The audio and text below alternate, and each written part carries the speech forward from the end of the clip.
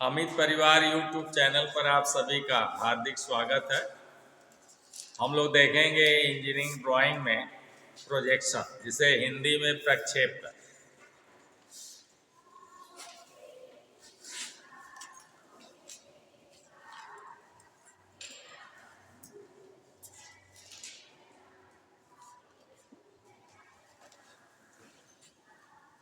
Engineering drawing बेटा,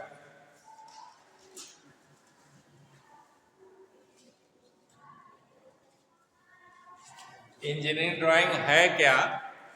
तो आप लोगों को मैंने बताया कि जब कोई इंजीनियर अथवा डिजाइनर अपनी बातों को, अपने विचारों को बेटा लाइन की भाषाओं के रूप में व्यक्त करे, तो उसी को हम लोग जो है इंजीनियरिंग ड्राइंग करते हैं। जैसे आपको कोई भी बिल्डिंग है, पुल है, कुछ भी बनाना है बेटा, तो पहले उसकी ड्राइंग तैयार की जाती है। आपको जैसे मकान ही बनवाना है बेटा, गोदाम बनवाना है, कोई होटल बनवाना है, या कोई और किसी भी प्रकार की बिल्डिंग बनवानी है, तो पहले आप जाएंगे आर्किटेक्ट के पास, तो वो आपके मकान का नक्शा बनाएगा। दो तीन फॉर्मेट वो आपको देगा कि ऐसे बन जाए तो आपको अच्छा लग रहा है, ऐसे बना दिया जाए तो अच्छा लगेगा। जिसको आप ओके करेंगे उसे वो कागज पर जो है लाइन के रूप में सब बना देगा कि इधर ये आपका कमरा रहेगा, इधर पूजा रूम रहेगा, इधर ड्राइंग रूम रहेगा, इधर गेस्ट रूम रहेगा, इधर जो है लॉबी रहेगी, इधर से एंट्रेंस रहेगा, यहाँ पर जो है किचन रहेगा, यहाँ पर जो है जो भी है वॉशरूम वगैरह, और फिर जीना रहेगा। तो वो सारा जो है जब आप ओके कर देते हैं तो उसको फाइनल बनाता है और नियमानुसार बनाता है, ताकि वो आपका नक्शा जो है विकास प्राधिकरण से पास हो जाए। जब वो सैंक्शन हो जाएगा कि आपका नक्शा ठीक है, तब आप जो है भवन या मकान का निर्माण करेंगे, तो आपको कोई परेशान नहीं करेगा या आपका मकान कोई गिराएगा नहीं।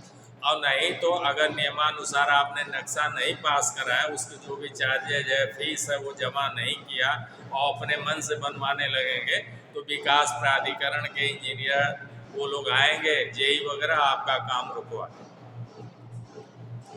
तो क्या होता है कि जब आप नक्शा बनवाते हैं तो जो भी आपका इंजीनियर जिससे बनवाते हैं, आर्किटेक्ट से बनवाते हैं, वो आर्किटेक्ट आपके पूरे बिल्डिंग का नक्शा, 2 तल्ले का, 3 तल्ले का, वो एक कागज पर बेटा ड्रॉ कर देता है, लाइन के रूप में व्यक्त कर देता है, और उसे हम और आप पढ़कर बना लेते हैं कि हाँ भाई, यहाँ पर से नींव खुदेगी, यहाँ पर किचन बनेगी, यहाँ पर लेटरिन बनेगी, यहाँ पर जो है गेस्ट रूम बनेगा, वो सब हम लोग जान जाते हैं, यहाँ से जीना बनेगी। तो इस तरह से आपको परिभाषा दी गई कि बेटा जब भी कोई इंजीनियर अथवा डिजाइनर अपने विचारों को, अपने अभिव्यक्ति को लाइन के रूप में या लाइन की भाषाओं के रूप में व्यक्त करता है, तो उसी को हम लोग जो है इंजीनियरिंग ड्राइंग करते हैं। यही काम हर जगह होगा। फैक्ट्री कारखाना में भी आप जाएंगे तो कोई भी, जैसे ये डस्टर ही बनाना है आपको, ये डस्टर बनाना है, तो ये वुडन का है बेटा, तो पहले इसका आप जो है कहीं जो है इसका ड्राइंग बनवाएंगे, और कि भाई इधर स्लोप रहेगा, इधर स्लोप रहेगा, ये इतना लंबा रहेगा, इतना चौड़ा रहेगा, तब ये जो है बनेगा। तो चाहे आप कारपेंटर से बनवा रहे हैं लकड़ी का बेटा, मेटल का बनवा रहे हैं, या कोई और आइटम बनवा रहे हैं, तो फैक्ट्री कारखाना में बनता है, तो पहले उसकी जो है बेटा इंजीनियरिंग ड्राइंग बनती है। वो जब ड्राइंग बनाने वाले ड्राफ्ट्समैन और उनके इंजीनियर लगे रहेंगे, इसीलिए आप देखते हैं ना कि हर गाड़ी का मॉडल जो है बदल जाता है। चाहे आप मोटरसाइकिल लीजिए, चाहे साइकिल लीजिए, चाहे कार लीजिए, एक है कार, नाम वही है, लेकिन उसका मॉडल चेंज हो जाता है। वो कौन चेंज करता है? वो वहाँ के इंजीनियर डिजाइनर जो है कि ऐसा बना दिया जाए, फेस इसका ऐसा बना दिया जाए, बैक ऐसा बना दिया जाए, हेडलाइट ऐसी बना दी जाए, तो लुक इसका अट्रैक्टिव हो जाएगा। तो वो उस पर रिसर्च करते रहते हैं, और फिर जो वो पास होता है, उनके एमडी और ऊपर के अधिकारी जो है सीओई जो पास कर देते हैं, तो फिर उसकी ड्राइंग बनने लगती है कि भाई वो ड्राइंग फिर जाएगी जहाँ पर आपके लेथ मशीन पर और ड्रिल मशीन पर, अन्य जगह लोग काम कर रहे हैं उन मशीनों पर, वो उनके पास जाएगी, और फिर उसके हिसाब से वो आपका प्रोडक्ट तैयार करेंगे बेटा। तब वो सारे पार्ट्स जो फटाफट फिट होते हैं, तब आपका मालूम होता है कि 1 मिनट में भैया ये ट्रैक्टर बन के तैयार होता है और 1 मिनट में ये मारुति कार बन के तैयार होती है।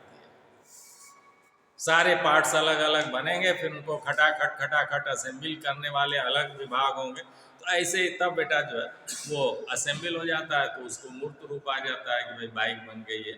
तो पहले जो भी चीज़ बनाना है उसका नक्शा बनवाना, जिसको आप हिंदी में कहते हैं नक्शा। अब उसको ड्राइंग की भाषा में हम लोग इंजीनियरिंग ड्राइंग कहेंगे। क्या कहेंगे? नक्शा न कहें, क्या कहेंगे? इंजीनियरिंग।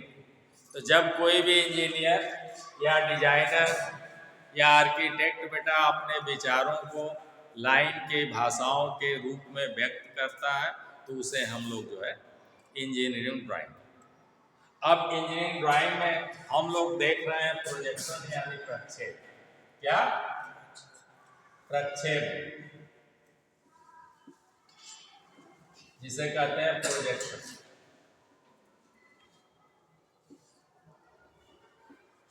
प्रोजेक्शन है क्या? आप लोग फिल्म देखे ही हैं, समझ जाएंगे। फिल्म में एक प्रोजेक्टर होता है बेटा, जिसमें रील चलती है। रील पर छोटा छोटा प्रतिबिंब बना रहता है, यानी वो ऑब्जेक्ट का काम करता है। और फिर प्रोजेक्टर जो है आगे सामने एक पर्दा रहता है, उस पर्दे पर उस रील का जो चित्र होता है उसे बड़े रूप में जो है प्रदर्शित करता है। तो इस तरह से वहाँ पर भी प्रक्षेप यानी प्रोजेक्शन का कार्य होता है। प्रोजेक्शन करने वाला आपका प्रोजेक्टर मशीन लगी हुई है, कोई ऑपरेटर लेके बैठा रहता है, केवल वो देखता रहता है। आगे रील लगा देते हैं, प्रोजेक्टर रील को धीरे धीरे नचाता रहता है, उसमें से लाइट जलती रहती है और प्रकाश की किरणें आपके पर्दे पर जाकर पड़ती हैं, तो वहाँ पर बड़ा सा प्रतिबिंब दिखता है और हम लोग फिल्म देखते हैं। वो पर्दा आपका बेटा लकड़ी भी हो सकता है, कागज भी हो सकता है, कपड़ा भी हो सकता है, ग्लास भी हो सकता है, कुछ भी हो सकता है। जहाँ पर आपका प्रतिबिंब बनेगा, जिसे व्यू बोलेंगे, उसे हम लोग जो है पिक्चर प्लेन बोलेंगे, पर्दा बोलेंगे, प्रक्षेप तल बोलेंगे, कुछ भी इस टाइप से बोलेंगे। प्लेन आप प्रोजेक्शन बोलेंगे, ये बोलेंगे। और एक वस्तु होगी और एक प्रोजेक्टर का काम करने वाला हम और आप ऑब्जर्वर। तो एक प्रोजेक्शन यानी प्रक्षेप में बेटा 3 वस्तुओं की जरूरत है। एक जो है बेटा प्रक्षेप करता, एक कौन सा? प्रक्षेप करता। दूसरा जो है बेटा वस्तु यानी ऑब्जेक्ट, वस्तु को कहेंगे ऑब्जेक्ट। और तीसरा जो है आपका हो गया पिक्चर प्लेन।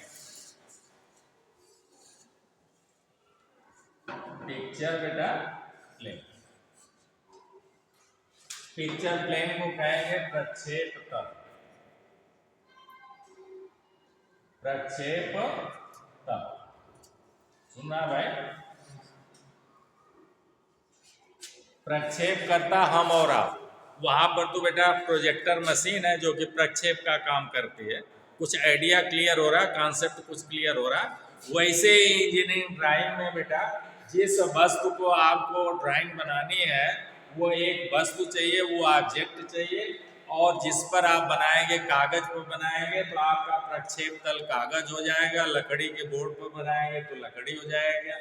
किसी भी जहाँ बनाएंगे वो आपका प्रक्षेप तल या पिक्चर प्लेन बोला जाएगा। और एक प्रोजेक्टर करता यानी जिसे कहते हैं प्रक्षेप कर्ता को ऑब्जर्वर कहते हैं। क्या कहते हैं?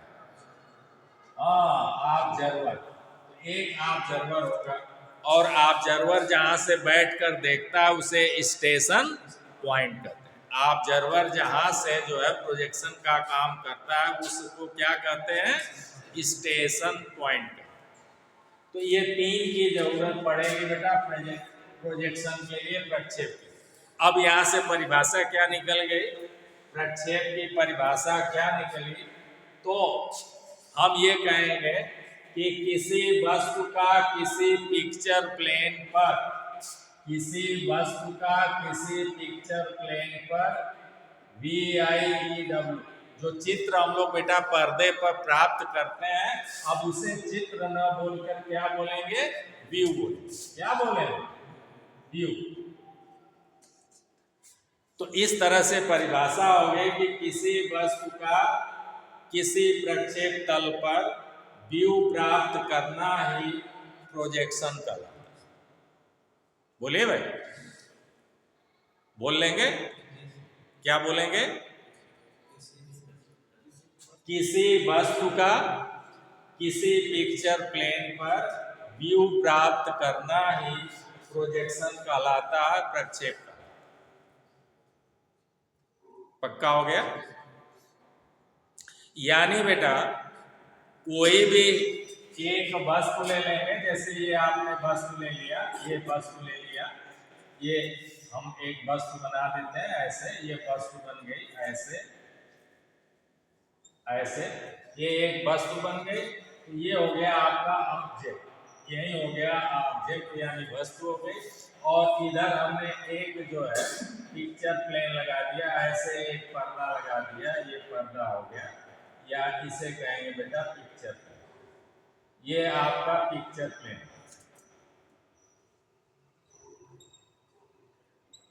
ये हो गया पिक्चर प्लेन।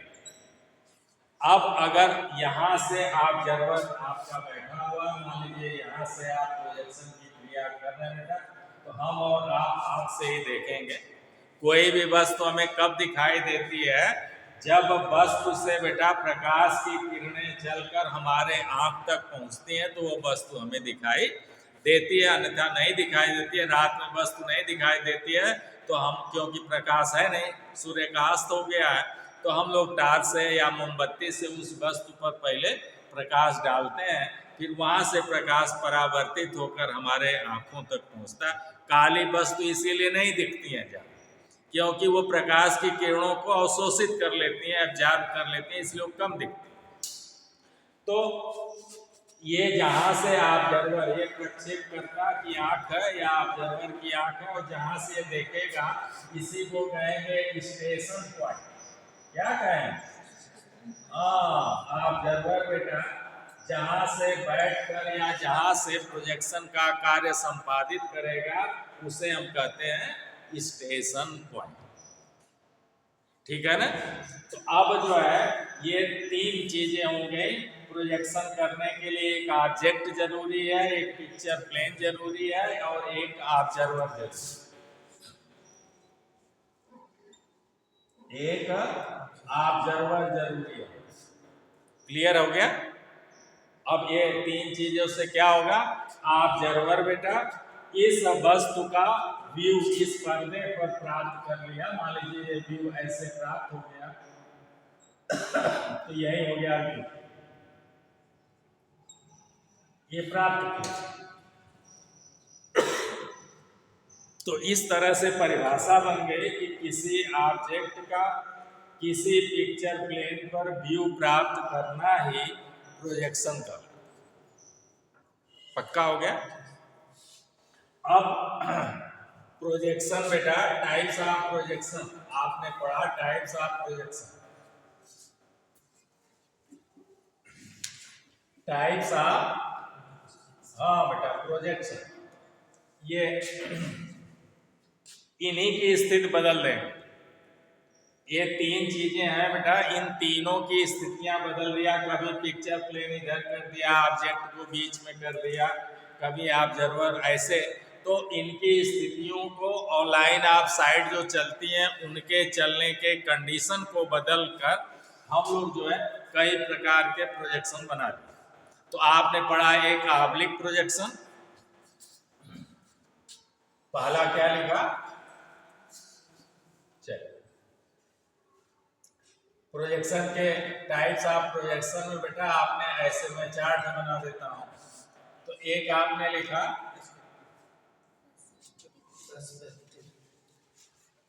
पर्सपेक्टिव,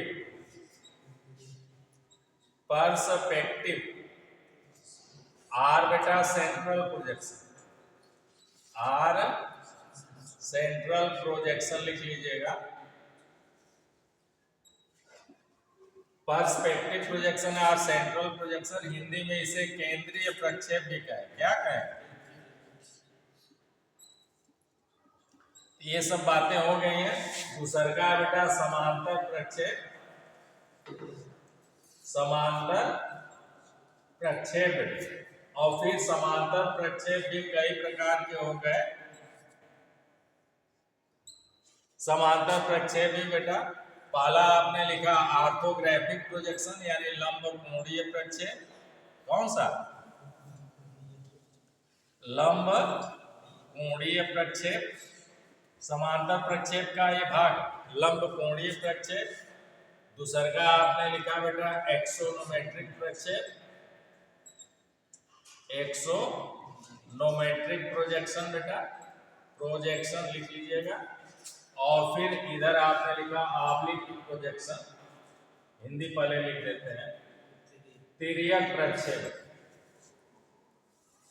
तिर्यक प्रक्षेप ये शार्ट में देख लीजिए, तिर्यक प्रक्षेप, ऑब्लिक प्रोजेक्शन, ऑब्लिक प्रोजेक्शन।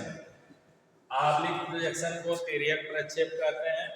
लंब कोणीय प्रक्षेप को ऑर्थोग्राफिक कहते हैं। क्या कहते हैं? हाँ, ऑर्थोग्राफिक प्रोजेक्शन।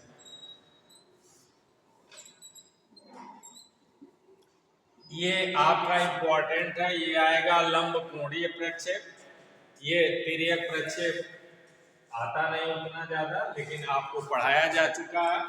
फिर एक्सोनोमेट्रिक में भी 3 भेद हो जाते हैं। एक्सोनोमेट्रिक में भी 3 भेद हो जाते हैं। एक हो जाता है आपका आइसोमेट्रिक, एक हो जाता है बेटा आइसोमेट्रिक, जिसको समपरिमाणिक कहते हैं। क्या कहते हैं? समपरिमाणिक। दूसरा हो गया डायमेट्रिक, डायमेट्रिक बेटा। और तीसरा हो गया ट्राइमेट्रिक, डायमेट्रिक, ट्राइमेट्रिक प्रोजेक्शन। ये किसके भाग हैं? एक्सोनोमेट्रिक। एक्सोनोमेट्रिक किसका भाग है? समांतर प्रक्षेप। समांतर प्रक्षेप का मतलब आप समझे रहे हैं बेटा, जिसमें लाइन ऑफ साइट आपस में समांतर चले और ऑब्जेक्ट और पिक्चर प्लेन भी एक दूसरे के समांतर, तो उसे हम लोग जो है बेटा समांतर प्रक्षेप कहते हैं। लंब कोणीय प्रक्षेप आपने पढ़ा है बेटा कि जब ऑब्जेक्ट और पिक्चर प्लेन एक दूसरे के समांतर हों, लाइन ऑफ साइट भी ऐसे समांतर चले बेटा, ऐसे समांतर चले, ऐसे समांतर चले और साथ ही पिक्चर प्लेन पर लंबवत, तो उसे कहेंगे लंब कोणीय प्रक्षेप। और जब तिर्यक पड़े बेटा, लाइन ऑफ साइट समांतर तो चले लेकिन इस पिक्चर प्लेन पर लंबवत न पड़कर ऐसे किसी कोण पर पड़े, 90 अंश के अलावा किसी कोण पर पड़े, तो उसे हम कहते हैं तिर्यक। अब हम लोग जो है ज्यादातर हम लोगों को जो बनाना है बेटा वो आइसोमेट्रिक है और ये लंब कोण, यानी आइसोमेट्रिक दे देगा तो कहेगा इसका ऑर्थोग्राफिक प्रोजेक्शन करिए, और ऑर्थोग्राफिक दे देगा तो कहेगा इससे आइसोमेट्रिक। तो आइसोमेट्रिक हम लोग देख लेते हैं। आइसोमेट्रिक में बच्चे जो है बनाते हैं तो थोड़ा सा गड़बड़ करते हैं। आप लोग इस बात को ध्यान रखिए कि आइसोमेट्रिक व्यू में जो ये व्यू प्राप्त होगा, आइसोमेट्रिक में जो व्यू होता है बेटा उसमें 3 भुजाएं होती हैं। किसी भी ऑब्जेक्ट में कितनी भुजाएं? लंबाई है, चौड़ाई है और ऊंचाई। तो ये तीनों भुजाएं जो है ऑब्जेक्ट की आपस में 120 के कोण पर, कितने अंश के कोण पर? हाँ, आइसोमेट्रिक में तीनों भुजाएं बेटा कितने अंश के कोण पर होती हैं? हाँ, आपस में 120 अंश के कोण पर होती है। अभी लड़कों से पूछोगे तो कहेंगे 30 अंश के कोण।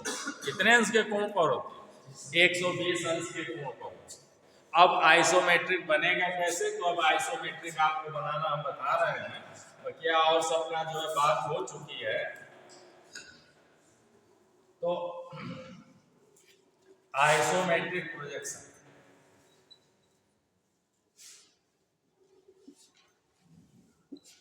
तो आइसोमेट्रिक में बेटा तीन भुजाएं हैं, कोई भी ऑब्जेक्ट आप बनाएंगे तो उसमें तीन भुजाएं हैं। जैसे मान लीजिए कि आप जो है बेटा ईंट ही बना रहे, ईंट सब लोग देख रहे हैं, ब्रिक हो, ब्रिक का आइसोमेट्रिक बनाइए, ठीक है ना, या आप कोलगेट का या इस डिब्बे का आइसोमेट्रिक बनाइए। ये जो आपका स्टैंड का ये खोल है इसका आइसोमेट्रिक बनाइए। तो इसमें तीन भुजाएं हैं बेटा, एक देखिए ये लंबाई है, ये वाली चौड़ाई है और ये वाली ऊंचाई। तो किसी भी ऑब्जेक्ट में तीन ही भुजाएं होती हैं, लंबाई, चौड़ाई और ऊंचाई।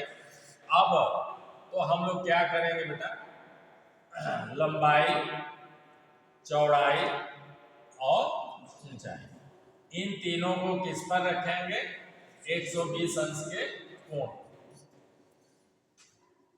ठीक, अब अगर जो है ऐसे हम लोग करते हैं, देखिए ऐसे किया, इधर से ऐसे किया और इसे ऐसे कर दिया, तो तीनों भुजाएं देखिए लगभग 120 अंश के कोण पर। ये कितना कोण हो गया, ये कितना हो गया, ये कितना हो गया, ठीक है ना। अब देखिए इसी को बेटा हम ये मान लीजिए कि ऊंचाई इसको थोड़ा छोटा कर दिया।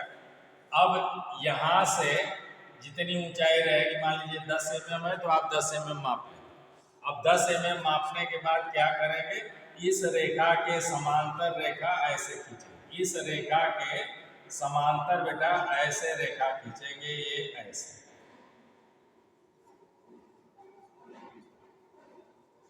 ऐसे समांतर रेखा खींच देंगे,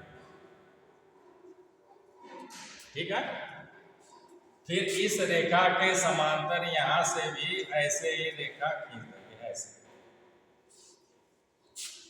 तो समांतर रेखा खींचने के लिए इस सेट स्क्वायर का प्रयोग करते हैं। सेट स्क्वायर लाइएगा कल तो उसको मैं समझा दूंगा। तो ये समांतर रेखा नहीं खींचेंगे तो चित्र आपका सही नहीं है। अब अगर बेटा इसको आप चौड़ाई लेते हैं, इसको लंबाई लेते हैं, या इसको लंबाई लें, इसको चौड़ाई लें, तो मान लीजिए कि ये आपकी लंबाई है, ये वाली बेटा आपकी चौड़ाई है और ये वाली आपकी ऊंचाई है। तो देखिए तीनों 120 अंश के कोण पर हो गए। अब चौड़ाई है तो इसको हम लोग थोड़ा कम कर देते हैं, ये चौड़ाई इतना कर दिया, इतना चौड़ाई कर दिया, और इसके समांतर यहाँ से जो है ऐसे रेखा कर दिया नीचे। ऐसे ही लंबाई इधर की ओर लिया बेटा, थोड़ा लंबा कर देते हैं, और इसके समांतर ये गहराई या ऊंचाई के समांतर रेखा खींचते हैं। अब यहां से इसके समांतर ऐसे रेखा खींच दिया, ऐसे,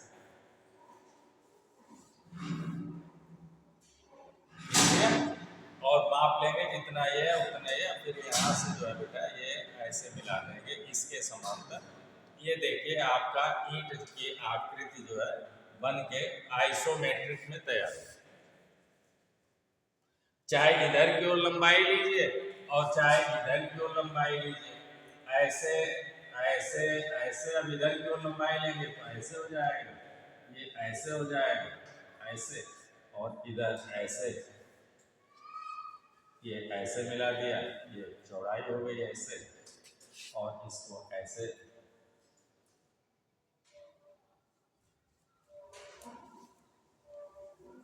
ऐसे आपका बन जाएगा इधर की।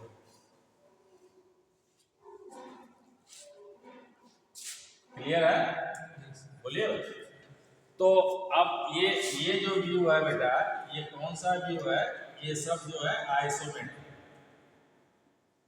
ये कौन सा व्यू है, आइसोमेट्रिक व्यू। आइसोमेट्रिक व्यू की विशेषता क्या हो गई कि तीनों भुजाएं ऑब्जेक्ट की 120 अब देखिए कहानी देखिए। अब इसी को बनाना होगा बेटा, तो कैसे बनाएंगे ये देखिए।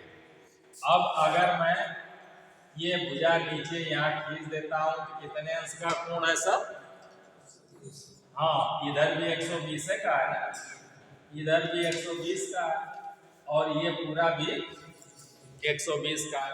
अब इसी जगह बेटा हम ऐसे जो है पट रेखा खींचें, क्या कर ऐसे पट रेखा खींच दें, तो ये कोण कितने का होगा? 90 का हो गया। और ये कितने का हो गया? 30 का हो गया। ऐसे ही ये इधर का कितने का हो गया? 90 हो गया। तो ये कितना बचे? 30। तो ये 120 अंश वाला प्राप्त करने के लिए हम लोग क्या करते हैं कि एक पट रेखा ऐसे खींच देते हैं बेटा, और एक बिंदु ले लेते हैं, और इस बिंदु से 30 अंश का कोण इधर और 30 अंश का कोण इधर बना लेते हैं। कितने अंश का? 30 अंश का, और 30 अंश का कोण ऐसे बना लेते हैं। और फिर अब नीचे रेखा न खींच के यही बिंदु से ऊपर रेखा ऐसे खींच देते हैं, ऐसे। अब ऐसे अगर आपको बनाना है बेटा, तो इधर की ओर ये गई वस्तु, और ये ऐसे हो गया, और ये ऐसे समांतर मिला लेंगे। इधर चौड़ाई अगर रखते हैं तो इसको जो है कम चौड़ा कर देते हैं, ऐसे और ऐसे बना लिया, माप दी रहेगी। और फिर यहाँ से इसके समांतर ऐसे रेखा खींच लेंगे बेटा, इस रेखा के समांतर ऐसे, और इसे जो है सेट स्क्वायर से ऐसे मिला देंगे। तो ये आपका जो है आइसोमेट्रिक व्यू तैयार हो गया। अब कितने अंश पे? अब देखिए ऊपर वाला 120 पर हो गया, ये वाला 120 पर हो गया, ये वाला 120 पर हो गया, ये वाला भी 120 पर। तो स्टार्टिंग का कैसे करेंगे? एक क्षैतिज रेखा खींच लेंगे बेटा। अगर उधर की ओर ले जाना है तो क्षैतिज रेखा पर इधर बिंदु लेंगे, और इधर की ओर लंबाई ले जाना है तो बिंदु इधर ले लेंगे, और वहां से 30 अंश का कोण इधर और इधर बनाकर हम लोग 120 का प्राप्त करें। ठीक है। उसके बाद हम लोग जो है इनका डायमेंशनिंग करेंगे, तो इसमें टच नहीं करेंगे। एक्सटेंशन लाइन ऐसे और इसकी एक्सटेंशन लाइन ऐसे खींचेंगे, और इसी रेखा के समांतर रेखा आपको खींचना। अगर ये रेखा बेटा मान लीजिए कि 50 mm है, तो अगर आप इसी के समांतर ऐसे खींचेंगे बेटा, तब ये 50 mm।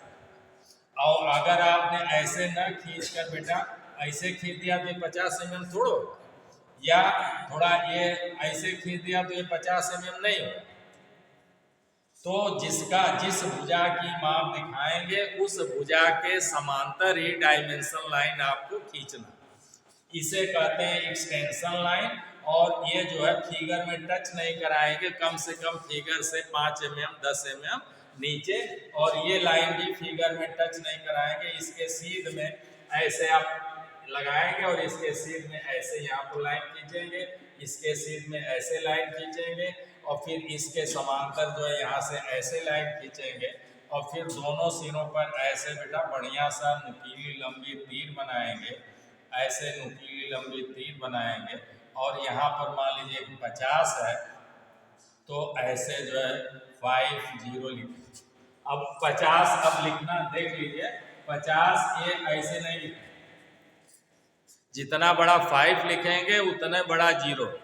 100 लिखना है तो ऐसे 100 नहीं लिखें, जितना बड़ा 1 बनाएंगे बेटा उतने बड़े बड़े 0 भी बनाओ। ठीक।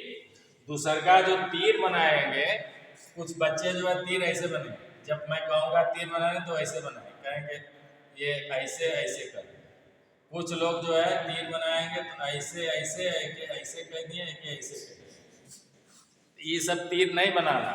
तीर ऐसे बनाना जो वास्तव में बाण होती है, जो तीर धनुष वाली तीर होती है, वैसी तीर आपको बनानी है, एकदम भरी हुई। तीर में गैप भी नहीं होना चाहिए। ऐसे एक्सटेंशन लाइन पे बेटा तीर बनाएंगे तो यहाँ से स्टार्ट करेंगे, और इसको बीच में एक टच करा देंगे ऐसे, और इसे भी स्टार्ट करेंगे, यहाँ बीच में एक टच करा देंगे, इसे थोड़ा अंदर की ओर ऐसे करके और ऐसे तीर बनाते हैं। ये भाग अगर 1 है तो ये लंबाई 3, तो किस अनुपात में बनती है? हाँ, इनका जो अनुपात है बेटा, जो ऊंचाई है, हेड की जो ऊंचाई है अगर 1 सेंटीमीटर है तो आगे लंबी 3 सेंटीमीटर होनी चाहिए। जो ऐसे अगर आप जो तीर बना रहे हैं ऐसे, और इसको रंग दिया, तो आपने जितना ऊंचाई रखा उतना लंबाई रखा, तो ये बेकार। ऐसे आपको क्लियर है? चलिए, तो आज का टॉपिक यही समाप्त करते हैं। आप लोग कुछ आइसोमेट्रिक व्यू ऐसे बना लीजिएगा और फिर हमको दिखाइएगा। तो आज का क्लास यहीं समाप्त होता है। मिलते हैं अगले क्लास में, तब तक के लिए आप लोगों को ढेर सारी शुभकामनाएं।